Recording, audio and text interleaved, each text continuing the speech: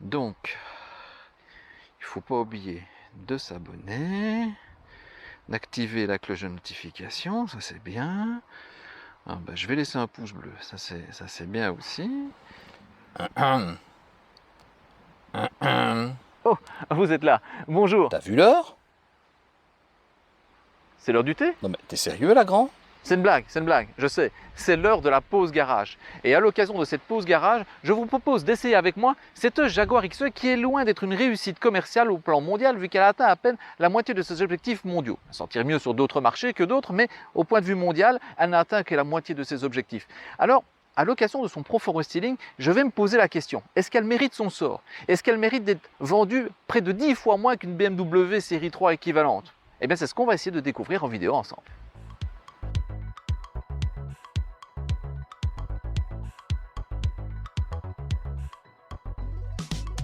Annoncée en mars 2014 lors du Salon de Genève, la Jaguar XE est finalement dévoilée 7 mois plus tard lors du Mondial de l'Automobile à Paris.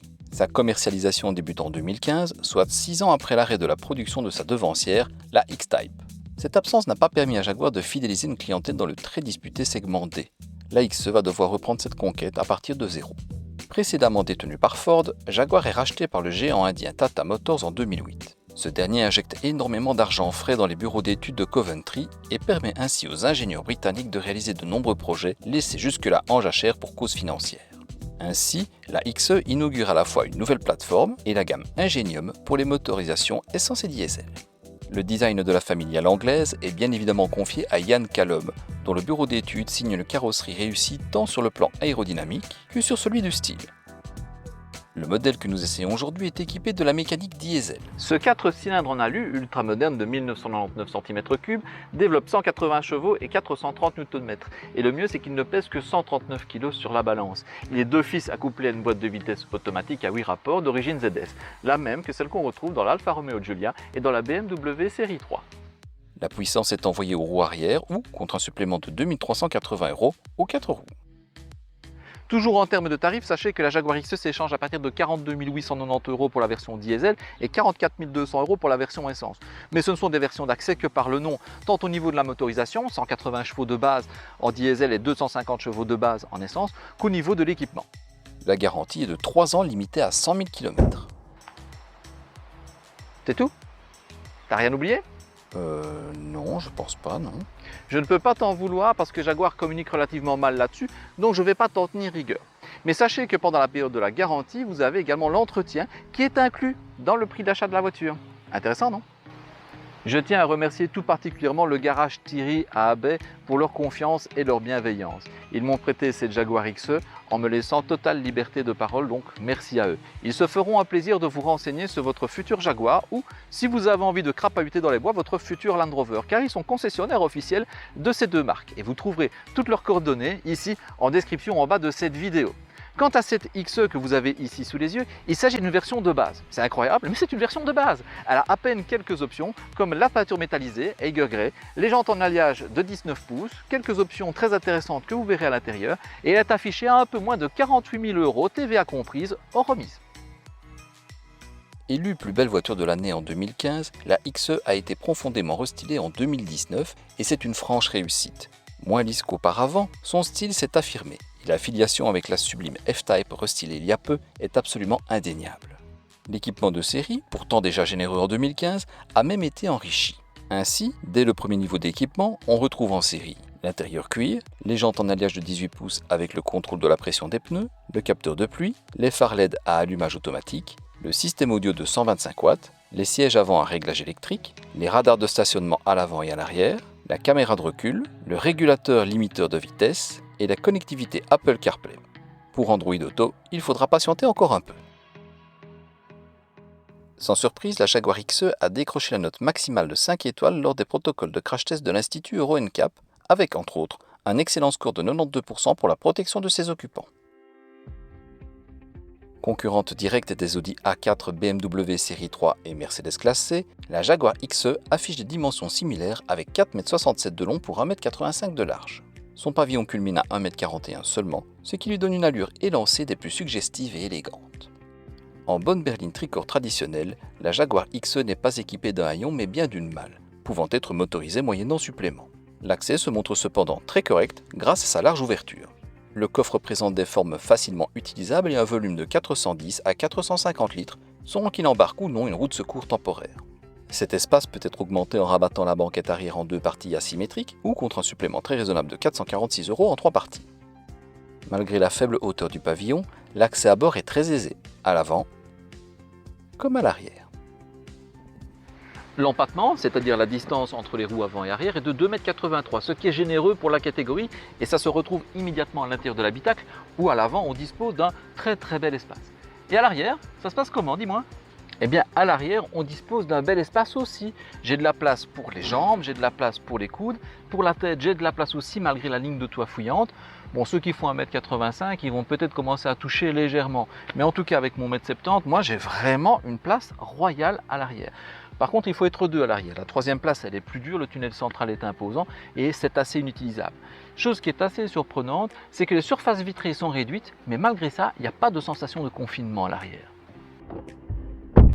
La ceinture de caisse est effectivement haute pour des raisons de design. Cependant, ça n'entrave absolument pas du tout la visibilité vers l'avant, ni vers les côtés, et même ce qui est surprenant, la visibilité 3/4 arrière est plutôt pas mal. En plus, vous avez 2 séries des radars de stationnement à l'avant et à l'arrière, et une caméra de recul. Lors du racing de 2019, Jaguar a consenti d'énormes efforts quant à la qualité perçue à l'intérieur de sa XE. Et ils y sont parvenus parce que ça se ressent immédiatement. On est aux portes de la perfection, que ce soit en termes de matériaux, en haut et en bas de la planche de bord, qu'en termes d'assemblage. Quant à l'ambiance à l'intérieur de cette Jaguar XE, ce n'est pas une ambiance de Jaguar old school avec des grands plaquages de ronces, de noyer. Non, ici c'est une ambiance plus moderne, plus contemporaine, plus sportive, élégante, à l'image de la ligne extérieure en fait. Et finalement, c'est très réussi. La position de conduite et les sièges sont absolument impeccables. On a des sièges qui sont très moelleux, très confortables, avec un revêtement cuir d'origine qui est vraiment très agréable.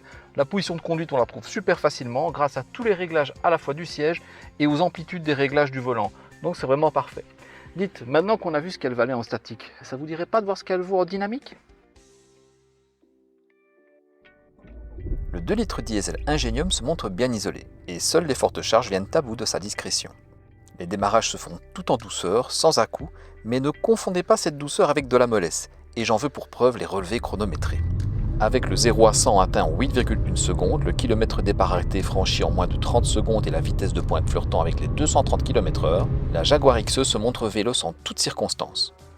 Comme je l'ai déjà dit, la boîte de vitesse automatique à 8 rapports est d'origine ZF. Cette unité fonctionne à merveille sous le capot de la XE. Douce, rapide et intelligemment calibrée, elle se révèle parfaite. Il est également possible de la commander de manière séquentielle à l'aide du levier de vitesse avec une réponse immédiate aux injonctions. Mais à l'usage, la boîte se gère très bien toute seule et on se passe de cette fonction. Pour autant, n'allez pas croire que la XE se contente d'être une sage berline qui vous mènera du point A au point B dans les meilleures conditions.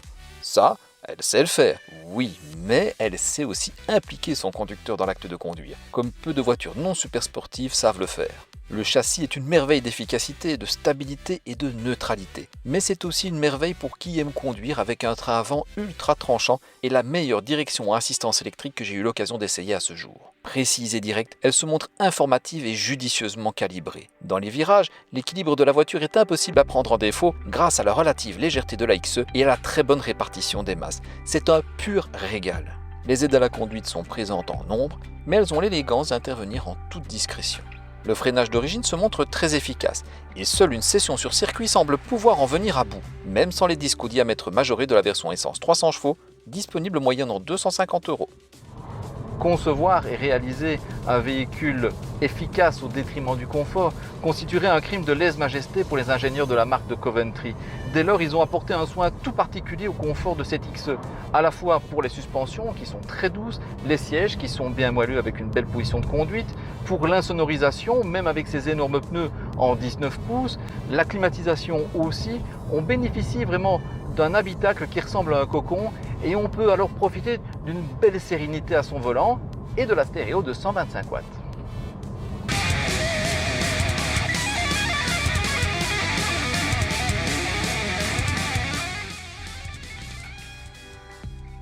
Donnée entre 5,6 et 6,1 litres de moyenne sur le nouveau protocole WLTP, la XE a consommé 6,4 litres au 100 au cours de cet essai. Il s'agit d'un excellent résultat, preuve de la modernité et de l'efficience des mécaniques de la génération Ingenium. Le réservoir contient 56 ou 63 litres selon qu'il s'agit d'une version diesel ou essence. L'autonomie peut aisément dépasser les 850 km sur autoroute pour la première. Je connaissais déjà assez bien la XE dans sa version originelle. Ses qualités fondamentales de beauté, de confort et de conduite sont restées intactes, et les griefs relatifs à sa finition n'ont plus lieu d'être depuis son récent restyling. Avec son tarif concurrentiel, son niveau d'équipement revu à la hausse et ses 3 ans de garantie avec entretien inclus, elle se profile comme une offre extrêmement intéressante.